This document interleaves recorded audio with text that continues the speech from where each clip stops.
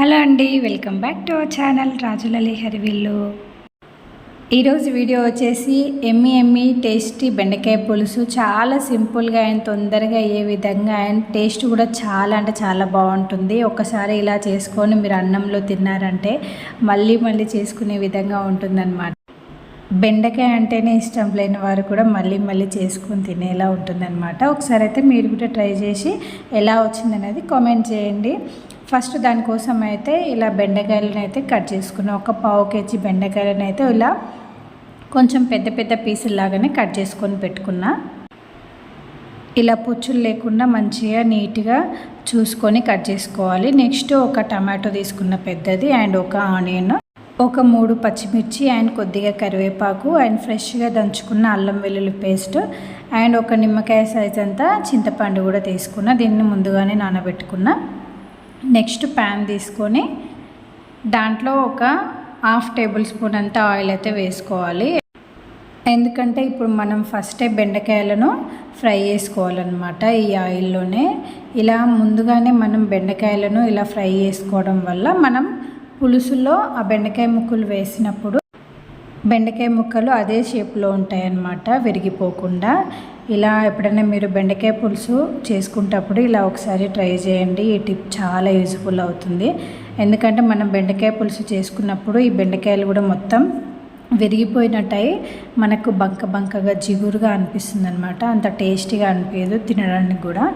ఇలా మనం ఫస్టే నూనెలో ఇలా కొద్దిగా ఫ్రై చేసుకున్నామంటే మనకు చాలా అంటే చాలా మంచిగా ఫ్రై అయ్యి మంచిగా అనిపిస్తుంది అనమాట పులుసు అయితే. ఈ విధంగా ఒక 2 మినిట్స్ ఇలానే ఫ్రై చేసుకోవాలి. పైన కొద్దిగా లేయర్ అయితే చేంజ్ కావాలన్నమాట. చూడండి, ఈ విధంగా కొద్దిగా పైన లేయర్ ఇలా అయితే సరిపోతుందన్నమాట. బెండకాయలు ఫ్రై అయిపోయినట్టే. వీటిని పక్కకైతే తీసుకుందాం ఇప్పుడు. నెక్స్ట్ ఇదే బాండిల్లో ఇంకొక 1.5 టేబుల్ స్పూన్ ఆయిల్ అయితే వేసుకుంటున్నా. ఆయిల్ వేసుకున్న తర్వాత నెక్స్ట్ దీంట్లోకి ఒక టేబుల్ స్పూన్ అంతా జీలకర్ర వేసుకుంటున్నా. జీలకర్ర మంచిగా ఫ్రై అయిన తర్వాత మనం కట్ చేసి పెట్టుకున్నాం కదా ఆనియన్ అండ్ పచ్చిమిర్చి కూడా వేసుకొని మంచిగా ఫ్రై చేసుకోవాలి. గోల్డెన్ బ్రౌన్ వచ్చేంత వరకు మంచిగా ఫ్రై చేసుకోవాలి. ఇలా ఫ్రై అయిన తర్వాత నెక్స్ట్ దీంట్లోనే మనం ఫ్రెష్గా దంచి పెట్టుకున్నాం కదా అల్లం వెల్లుల్లి పేస్ట్, అది కూడా వేసుకొని ఒక 1 మినిట్ ఇలానే పచ్చివాసన లేకుండా ఫ్రై చేసుకోవాలి. ఇలా ఫ్రెష్గా అల్లం వెల్లుల్లి పేస్ట్ దంచుకొని వేసుకుంటే చాలా అంటే చాలా బాగుంటుందన్నమాట పులుసు. నెక్స్ట్ ఒక 1/2 టేబుల్ స్పూన్ పసుపు వేసుకున్న. దీన్ని కూడా మంచిగా కలుపుకొని కొద్దిగా ఫ్రై అయిన తర్వాత మనం ముందుగానే కట్ చేసి పెట్టుకున్న ఒక టమాటో అయితే వేసుకున్నా. టమాటోస్ మీ ఇష్టం, ఎక్కువగా కూడా వేసుకోవచ్చు. నేను ఇక్కడ చింతపండు ఎక్కువగా తీసుకున్నా కాబట్టి ఒకటే టమాటా వేసుకుంటున్నాను అనమాట. టమాటా కూడా మంచిగా ఫ్రై అయిన తర్వాత మనం ఇందాక ఫ్రై చేసి పెట్టుకున్న బెండకాయలను దీంట్లో వేసుకోవాలి. నెక్స్ట్ కరివేపాకు వేసుకుంటున్నా, ఒక గుప్పెడు. కరివేపాకు ఈ టైంలో వేసుకుంటే ఫ్లేవర్ చాలా బాగుంటుందన్నమాట తాలింపులో కంటే. ఇలా కరివేపాకు వేసుకున్న తర్వాత ఒక 1 మినిట్ ఇలానే మంచిగా మగ్గనివ్వాలి మూత పెట్టుకొని. చూడండి, ఈ విధంగా బెండకాయలు అయితే మంచిగా నూనెలో కొద్దిసేపు మగ్గనివ్వాలి. నెక్స్ట్ దీంట్లో ఒక 2 టేబుల్ స్పూన్ అంతా కారం అయితే వేసుకుంటున్నా. మీరు మీ టేస్ట్కు తగినంత వేసుకోవచ్చు. ఇలాంటి పులుసుల్లో కొద్దిగా కారంగా ఉంటేనే చాలా బాగుంటుందన్నమాట. ఎందుకంటే మనం దీంట్లో చింతపండు కూడా వేసుకుంటాం కదా, దానికి ఈ కారానికి సరిపడుతుందన్నమాట. నెక్స్ట్ చింతపండు రసాన్ని దీంట్లో వేసుకుంటున్నా.